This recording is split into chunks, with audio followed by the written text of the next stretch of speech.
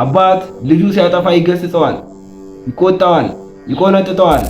ይህ ሰው የለኝም፣ ወደ መጠመቂያው የሚወስደኝ ሰው የለኝም አለ። ክርስቶስ ግን የጠየቀው ልትድን ትወዳለህ ነው።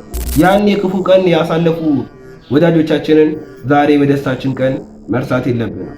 ለዛ ነው ያ 38 ዓመት ሙሉ የተሸከመውን አልጋ በደስታው ቀን ደግሞ እንዲሸከመው አደረገው ክርስቶስ። በስመ አብ ወወልድ ወመንፈስ ቅዱስ አሃዱ አምላክ አሜን። አይንተ እግዚአብሔር አባቶቼ ካህናት፣ ላይካነ ምስጢር፣ ወንድሞቼ ዲያቆናት፣ እናቶቼ አባቶቼ፣ እንዲሁም ሕፃናት በልዑል እግዚአብሔር ፍጹም ሰላምታ እንደምን ሰነበታቸው? አሜን። የአምላካችን የመድኃኔ ዓለም ስሙ የተባረከና የተመሰገነ ይሁን። አትለይምና እናቱ እናታችን ቅድስት ድንግል ማርያም ሁላችንንም በምልጃዋ ትጠብቀን ታኑረን። እንደ እግዚአብሔር መልካም ፍቃድ አብይ ጾምን ከጀመርን አራተኛው ሳምንት ላይ ደርሰናል። በቅድስት ቤተክርስቲያናችን አስተምህሮ መሰረት ይህ አራተኛው ሳምንት መጻጉዕ ይባላል። ይህንንም በቅዱስ ዮሐንስ ወንጌል ምዕራፍ 5 ያለውን አንድ ደዌ ቤተክርስቲያናችን የምዘክርበት ፕላስ በተጨማሪም ደግሞ የክርስቶስን አዳኝነት የክርስቶስን ፈዋሽነት የሚታሰብበት ቀን ነው። መጻጉዕ ማለት ደዌ በሽተኛ፣ በአልጋ ቁራኛ የተያዘ በሽተኛ ማለት ነው። እንግዲህ መጻጉዕ ማለት በደዌ ዳኛ በአልጋ ቁራኛ የተያዘ ነው ካለን ደዌ ደግሞ ማለት ምን ማለት ነው የሚለውን እንመልከት። በጥቂቱ ለመዳሰስ እንሞክራለን። እንግዲህ ደዌ ማለት ደዌየ፣ ታመመ፣ ታወከ፣ ተጎሳቆለ ማለት ነው። ከሰውነት ተራ ወጣ፣ በሰውነቱ አካሉ ላይ አንድ ጉዳት ደረሰበት ማለት ነው። እንግዲህ ህመም፣ ጉስቁልና ማለት ነው። እንግዲህ እንደዚህ ስንል ደዌ በቁስልም ሊሆን ይችላል፣ ያለ ቁስልም ሊሆን ይችላል። ቆስሎብንም በሽተኛ ልንሆን እንችላለን። ደግሞ ሳይቆስልብን በሽተኛ ደዌ ልንሆን እንችላለን። በዚሁም በተጨማሪ ምን አለ? ደዌ ዘሥጋና ደዌ ዘነፍስ የሚባል ነገር አለ። አዎ ብዙዎቻችን ለስጋችን ነው የምናስበው፣ የምንጨነቀው፣ እላይታችን የምንወጣው የምንወርደው ስጋችንን በሽታ ሲያገኘው ነው። ነገር ግን ነፍሳችንም ትታመማለች። እንግዲህ ለማየት ያክል የደዌ አይነቶች አሉና የበሽታ አይነቶች ወይም ደግሞ ክርስቶስ ወደኛ ሊያመጣቸው የሚችሉ አይነቶች አሉ፣ የበሽታ አይነቶች። እነዚህን ለተወሰነ መልኩ ለመግለጥ ሞክራለሁ። አንደኛው ደዌ ዘንጽ ይባላል። ይሄ ማለት ምን ማለት ነው? በሁለተኛ ቆሮንቶስ ምዕራፍ 12 ቁጥር 7 ላይ ብናነበው የቅዱስ ጳውሎስን ታሪክ እናገኘዋለን። ቅዱስ ጳውሎስ ትዕቢት እንዳይኖርበት በስጋው ላይ በሽታ ተልኮበት ነበረ። ደዌ ዘንጽ ንጹሕ ሆኖ እንዲቆይ ራሱን ይጎስም ነበረ። ራሱን ሕማም ይሰማው ነበረ። ለምን? ፍጹም ነኝ ብሎ እንዳይታበይ። ምክንያቱም ፍጹም እግዚአብሔር ብቻ ነው። ስለዚህ የመጀመሪያው ደዌ ዘንጽ የሚባል ደዌ አይነት አለ። ሁለተኛው ደዌ ዘእሴት ይባላል። በሐዋርያት ሥራ ምዕራፍ 12 ቁጥር 21 ላይ የምናገኘው ታሪክ ይህንን ያስተምረናል። ሶስተኛው ደዌ ዘኃጢአት የሚባል አለ። ሁላችንም ኃጢአት እንሰራለን፣ እንበድላለን። ነገር ግን ከውድቀታችን መነሳት መቻል አለብን። በንስሐ ሳሙና መታጠብ መቻል አለብን። ቅዱስ ሥጋውና ክቡር ደሙን መቀበል መቻል አለብን። ከዚህ ደዌ የምንርቀው ከክርስቶስ ጋር በፍቅር ስንኖር ነው። ከክርስቶስ ጋር አንድ ላይ ስንሆን ነው። ከክርስቶስ ጋር ህብረት ስንመሰረት ነው። ሌላው ደዌ ዘመቅሰፍት የሚባል አለ። አዎ ሰው የእግዚአብሔርን ሕግ ካልጠበቀ፣ ትእዛዙን ካላከበረ፣ እንደ ሕጉ ካልሄደ ይቀሰፋል። እንዳንቀሰፍ እግዚአብሔር ይርዳን። ትዝ አይላችሁም? የካህኑ ኤሊ ልጆች አፍኒንና ፊንሐስ ቤተ መቅደሱን ሲያሳድፉ፣ ቤተ መቅደሱ ውስጥ ነውር ሲሰሩ እንዴት እንደተቀሰፉ፣ ታቦተ ጽዮን እንዴት እንደተማረከች። ስለዚህ ዛሬም እኔና እናንተ ክርስቲያን ተብለን የክርስትናን ስራ የማንሰራ ከሆነ፣ በጎ ነገሮችን የማናደርግ ከሆነ ልንቀሰፍ እንችላለን። እግዚአብሔር አምላክ ከቅስፈት ይሰውረን። አዎ እኛ በጎ እንድናደርግ እሱ ቸርነቱ አይለየን። ሌላው ደዌ ዘተግሣጽ ይባላል። እንገሰጻለን፣ ደዌ ዘተግሳጽ። አባት ልጁ ሲያጠፋ ይገስጸዋል፣ ይቆጣዋል፣ ይቆነጥጠዋል። ለምን? ተጣሞ ተበላሽቶ ያልሆነ አስተዳደግ ይዞ እንዳያድግ ነው። እግዚአብሔርም እኔና እናንተን ከመስመሩ ፈቀቅ ስንል ይገስጸናል፣ ከመንገዱ ወጣ ስንል ይገስጸናል። መልካም። ይህን ያህል ካየን እንግዲህ በዚህ ቀን በሌላ አባባል የበሽተኞች ቀንም ተብሎ ይታሰባል። በሌላ ጎን ማለት ነው። ይህ መጻጉዕ የሚባለው የዮሐንስ ወንጌል ምዕራፍ 5 ላይ ታሪኩን ስናነብ የምናገኘው ታሪክ አለ። የሚገርመው ነገር 38 ዓመት ሙሉ የአልጋ ቁራኛ ሆኖ ነበር። ከአልጋ ላይ ሳይነሳ 38 ዓመት ሙሉ በአልጋ ላይ ነበረ። ዘመዶቹ ትተውት፣ ባልንጀሮቹ ትተውት፣ ወዳጆቹ፣ ወንድሞቹ፣ እህቶቹ የሚላቸው እንዳለ ትተውት በመጠመቂያው ዳር 38 ዓመት ቆይቶ ነበረ። እግዚአብሔርም ሊያድነው ፈለገ። ሊያድነውም ፈልጎ መጥቶ ጠየቀው። ምን አለው? ልትድን ትወዳለህን አለው። አያችሁ፣ ክርስቶስ ሊያድነንም ሲፈልግ የኛን ፍቃድ ይጠይቃል። ነፃ ፍቃዳችንን ይጠቀማል። ልትድን ትወዳለህን አለው። የሚገርመው ነገር ይህ ሰው የመለሰለት አዎ ድና እፈልጋለሁ ወይም ደግሞ አልፈልግም ነበር። ምንድነው ግን ያለው? ሰው የለኝም ማለት። ለምን ነው ሰው የለኝም ያለው ሲባል የእግዚአብሔር መልአክ መጥቶ ባህሩን በባረከው ጊዜ ቀድሞ የገባው ሰው ነበር የሚፈወሰው እና ይህ ሰው የለኝም፣ ወደ መጠመቂያው የሚወስደኝ ሰው የለኝም አለ። ክርስቶስ ግን የጠየቀው ልትድን ትወዳለህ ነው። ዛሬም እኔና እናንተ በህይወታችን ላይ ክርስቶስ ይጠይቀናል። ለምንጠየቀው ጥያቄ ግን ትክክለኛ መልስ አንመልስም። ለምንድን ነው ንስሐ ማገቡት? ቆይ ስራ ልጨርስ፣ ቆይ ትምህርት ልጨርስ፣ ቆይ ትዳር ልያዝ፣ ቆይ ልጆች ይደጉ። ይህ ተገቢ አይደለም። ለተጠየቅነው ጥያቄ ትክክለኛውን መልስ መመለስ መቻል ይኖርብናል። ይህም ሰው የለኝም ነው ያለው። ለምንድን ነው ሰው የለኝም ያለውን እንመለከታለን። ነገር ግን ክርስቶስ ይህን ሰው ፈውሶታል። ለምንድን ነው ይህ ሰው የለኝም ያለው? አንደኛ ክርስቶስ የ30 ዓመት ጎልማሳ ነው እና ጉልበት አለው፣ እሱ ወስዶ ያስጠምቀኛል ብሎ አስቦ ነው። ሁለተኛውስ የ5 ገበያ ህዝብ ይከተለው ነበርና ከነዚህ ውስጥ አንዱን ጉልበተኛ ያዝልኛል፣ እሱ ወስዶ ወደ መጠመቂያው ይከተኛል ብሎ አስቦ ነው። ክርስቶስ ግን እንደዛ አይደለም ያደረገው። ክርስቶስ በተለያየ መንገድ ድዌ ይፈውሷል፣ በሽተኞችን ፈውሷል። ለመጠቆም ያክል አንደኛ በቃሉ ፈውሷል። ምንድነው ያለው? ተነሳና አልጋህን ተሸክመ ሂድ አለው። እንመለከታለን። የዮሐንስ ወንጌል ምዕራፍ 5 ቁጥር 8 ላይ ተነሳና አልጋህን ተሸክመ ሂድ አለው። ለምን እንመለከታለን። ለምንድን ነው አልጋውን እንዲሸከም ያደረገው የሚለውን። ስለዚህ ተነስቶ አልጋውን ተሸክሞ እንዲሄድ ክርስቶስ በቃሉ አዘዘ ማለት ነው። እንግዲህ በቃሉ ያዘዘው ክርስቶስ ሁሉን ማድረግ እንደሚችል ማሳየት ነው። ክርስቶስ በቃሉ መፈወስ እንደሚችል ማሳየት ነው። አንዳንድ ሰዎች ጸበልን አያስፈልግም ይላሉ። እዚህ ቦታ ላይ ያስፈልጋል፣ በብዙ ቦታ ላይ እንመለከታለን። ነገር ግን መዳን በጸበል ብቻ አይደለም። ጸበል ብቻ ያድናል ብሎ ማሰብም ተገቢ አይደለም። አዎ ክርስቶስ በቃሉ አድኗል፣ በልብሱ ጫፍ አድኗል፣ በጸበልም እንዲጠመቅ አድርጓል። ስለዚህ ዋናው እምነታችን ነው። እግዚአብሔር ያድነናል ብለን ካመንን በእምነታችን እንድናለን። ቅዱስ ሥጋውና ክቡር ደሙም ያድነናል።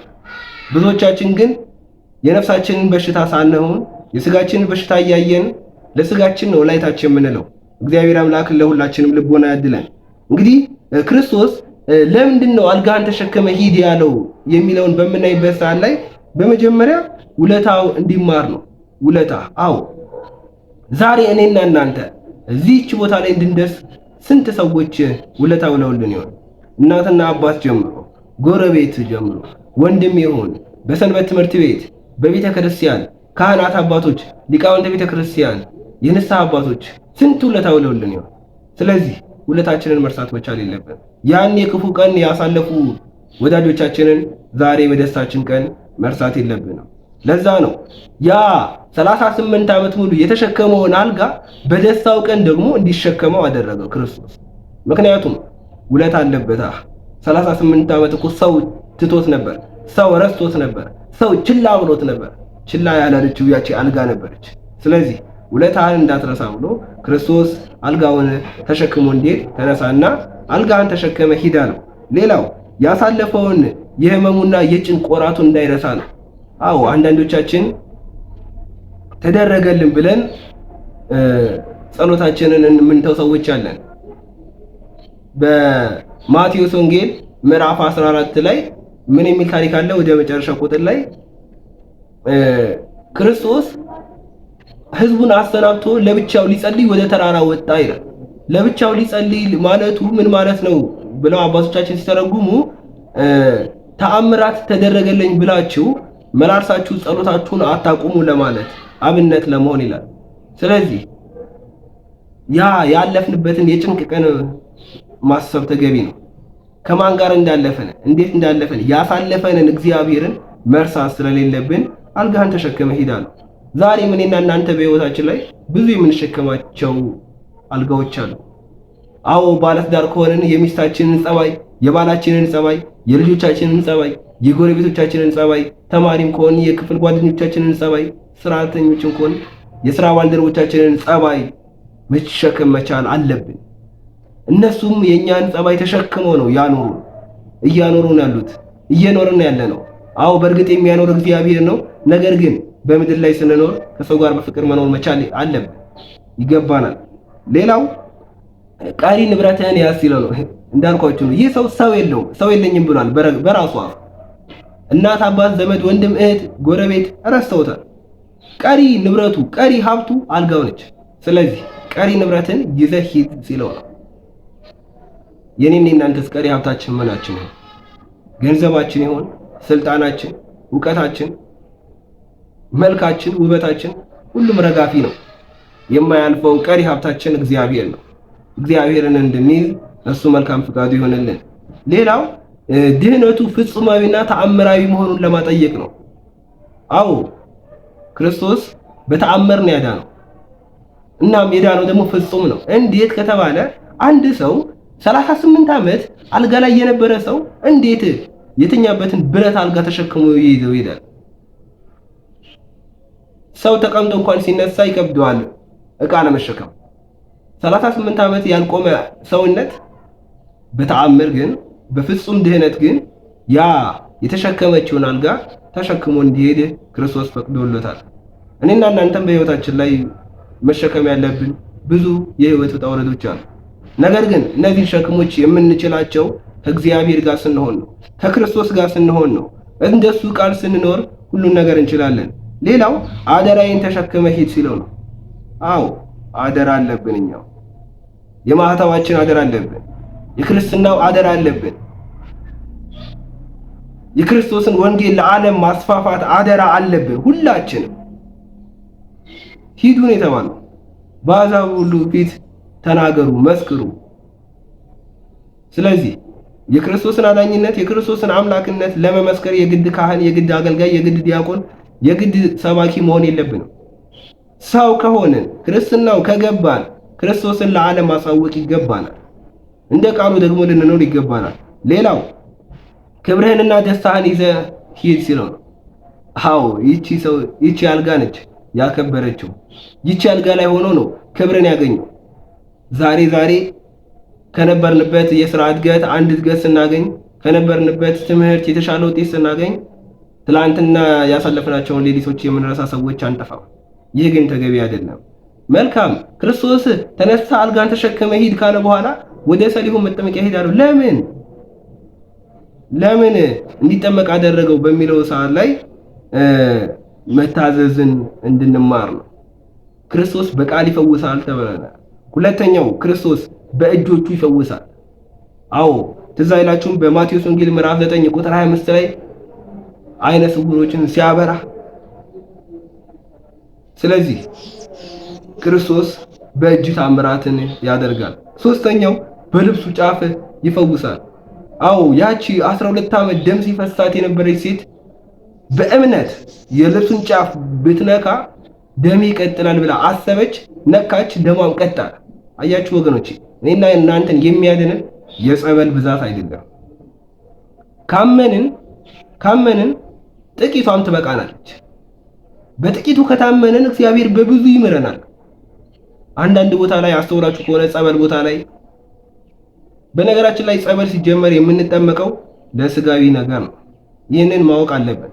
ብዙዎቻችን ለነፍሳችን የሚሆነውን ንስሐ፣ ለነፍሳችን የሚሆነውን ቅዱስ ስጋ ክቡር ደሙን ትተነው ቅዳሴውን አቋርጠን ጸበል የምንቀዳ ጸበል የምንጠመቅ ሰዎች አለን። አንጠፋም። ጸበል የሚያድነው ስጋዊ ነገር ነው። ይህንን ልብ ብለን ልንገነዘበው ይገባል። ነገር ግን ቅዱስ ስጋውና ክቡር ደሙ ስጋዊንም ነፍሳዊንም የሚፈውስ ጥሩ መድኃኒት ነው። የዘላለም ሕይወት የምናገኝበት መንገድ ቅዱስ ስጋውና ክቡር ደሙን መቀበል ነው። ስለዚህ አንዳንድ ቦታ ላይ ቅዳሴ አቋርጠን ጸበል የምንጠመቅ ሰዎች ይህ ተገቢ አይደለም፣ ስርዓተ ቤተክርስቲያንም አይደለም። አያችሁ ምን ያህል ስጋችንን እንደምናስቀድም። መንፈሳዊ ቦታ እንኳን መተን ለስጋዊ ነገር ነው አብዛኞቻችን የምንጨንቀው፣ የምንጸልየው፣ የምንጠይቀው። ይህ ተገቢ አይደለም። ክርስቶስ በልብሱ ጫፍም ያድናል። እኔና እናንተ ካመንን ክርስቶስ በቃሉም አድኗል። ያ የመቶ አለቃ ትዝ አይላችሁም? ልጁ ታሞበት ሂድ በቃ ቤተ እመጣለሁ ሲለው፣ አይ አንተ ቤቴ ልትገባ አይገባም፣ አንተ ታላቅ ሰው ነህ። እኔም እንኳን ትንሽም ብሆን በስሬ የማዛቸው ሰዎች አሉ። ነገር ግን አንተ ብቻ ከዚህ ሆነ ቃል ተናገር፣ ብላቴናዬ ልጄ ይፈወሳል። አያችሁ እምነት። እኔና እናንተም ካመንን ካለንበት ቦታ ሆነን እግዚአብሔርን ብንጠይቀው እግዚአብሔር ይሰማናል። እግዚአብሔር ሲጀመር የሌለበት ቦታ የለም፣ በሁሉ ቦታ አለ። ጸሎታችንን ይሰማናል። ግን እኔና እናንተ ልባችን ንጹህ ሆኖ ወደ እግዚአብሔር ልንጸልይ ይገባል። እሱን ልናከብር እንደሱ ቃል ልንኖር ያስፈልጋል። እንግዲህ መጽሐፍ ቅዱስ እንዲህ ይላል በትንቢተ ኤርምያስ ምዕራፍ 30 ቁጥር 15 ላይ ጤናህን የምመልስልህ እኔ ነኝ ይላል። አያችሁ ወገኖች፣ ጤናችን የሚመለሰው በገንዘባችን፣ በእውቀታችን፣ በስልጣናችን፣ በሕክምና ብቻ አይደለም። እግዚአብሔር ሲኖርበት፣ እግዚአብሔር ሲጨመርበት፣ እግዚአብሔር ስንይዝ ጤናችን ይመለሳል። ህይወታችን በጎ ይሆናል። ኑሯችን የተሳካ ይሆናል። ስለዚህ እግዚአብሔር አምላክ ጤናን ይመልሳል። ለዚህ እኮ ነው ማዳን የእግዚአብሔር ነው ይላል በመዝሙር 3 ቁጥር 8 ላይ። አዎ ማዳን የእግዚአብሔር ነው። ማን ነው የሚያድነው? እግዚአብሔር አይደለ? የሚገለውስ እግዚአብሔር አይደለ? ስለዚህ ለእግዚአብሔር ልንታመን ይገባል። ከመጻጉዕ የምንማረው ምንድነው? አንደኛ እግዚአብሔር ስራውን የሚሰራበት ጊዜ አለው። ምናልባት ትዳራችሁ ፈርሶ የኔ ትዳር አይቀጥልም፣ የኔ ትዳር አይመለስም ብላችሁ የምታስቡ ሰዎች ልትኖሩ ትችላላችሁ። ተስፋችሁን በእግዚአብሔር ላይ ጣሉ። በምንም አይነት ሁኔታ ችግራችን ከእግዚአብሔር ሊበልጥ አይችልም። እግዚአብሔር ከችግሮቻችን በላይ ነው። ስለዚህ እኔ ልጅ አልወልድም ብላችሁ ተስፋ አትቁረጡ። መጽሐፍ ቅዱስ ላይ መካኖች ሲወልዱ አይተናል አይደለም እንዴ? የኔ ልጅ አይለወጥም ብላችሁ አታስቡ። ይለወጣል ብላችሁ ጸልዩለት። የኔ ህይወት አይቀየርም፣ ልጄ ትምህርት አይገባውም አትበሉ። ይገባዋል፣ ጸልዩለት። ስለዚህ እግዚአብሔር ስራውን የሚሰራበት የራሱ ጊዜ አለው። ይህንን ከዛሬ ሳምንት የምንማረው ይህን ነው። ሁለተኛው ትዕግስትን። አዎ በህይወታችን ላይ ታጋሽ መሆን ይገባናል። በኑሯችን፣ በትዳራችን፣ በስራችን፣ በሁሉም ህይወታችን ላይ ታጋሽ መሆን አለበት። እስኪ ማን ነው ከኔና ከናንተ 2 ሳምንት ታሞ አልጋ ላይ ቢሆን አይ እግዚአብሔር ይመስገን። አንዳንዱ ደግሞ ወደ ሌላ ቤተ ሃይማኖት ይሄዳል የተሻለ ነገር የሚያገኝ መስሎት። ሰው እንዴት ዋናውን ትቶ ረዳቱ ጋር ይሄዳል? ሰው ዋናውን ትቶ እንዴት ኦሪጂናሉን ትቶ ፎርጂት ጋር ይሄዳል? ሰው እንዴት ክርስቶስን ትቶ እምነቱን አጽንቶ መያዝ ሲገባው ወደ ሌላ ለምን ይሄዳል? ሕክምናም ያድናል፣ መርፌም ያድናል፣ ኪኒንም ያድናል፣ ግን ብቻውን አያድንም። እግዚአብሔር ሲጨመርበት መርፌው መርፌ የሚሆነው፣ እግዚአብሔር ሲጨመርበት ነው ሽሮፑ ሽሮፕ የሚሆነው፣ እግዚአብሔር ሲጨመርበት ነው መድኃኒቱ መድኃኒትነቱ የሚሆነው። ደግሞም እኮ የሚገርመው ነገር ይሄ መድኃኒት ሌላ ሳይድ ኢፌክት ይኖረዋል በሌላ ሰውነታችን ላይ። ደግሞም ይሄ መድኃኒት ስጋዊ ቁስላችንን፣ ስጋዊ አካላችንን፣ ስጋዊ ሰውነታችንን ሊሆን ይችላል የሚያድነው። ስጋችንንም ነፍሳችንንም ግን የሚያድነው እኛ ክርስቲያኖች ያልተረዳነው አንድ መድኃኒት ረስተናል። ይሄም መድኃኒት የክርስቶስ ቅዱስ ስጋውና ክቡር ደሙ ነው። ተነሳና አልጋህን ተሸክመ ሂድ አለው። አዎ ተነስተን ንስሐ ገብተን ቅዱስ ሥጋውና ክቡር ደሙን ተቀብለን የመንግስቱ ወራሾች እንድንሆን አምላካችን እግዚአብሔር ይፍቀድልን። ያስተማረን የመከረን የአባቶቻችን የኛም አምላክ መድኃኔዓለም ስሙ የተባረከና የተመሰገነ ይሁን። ይቆየን።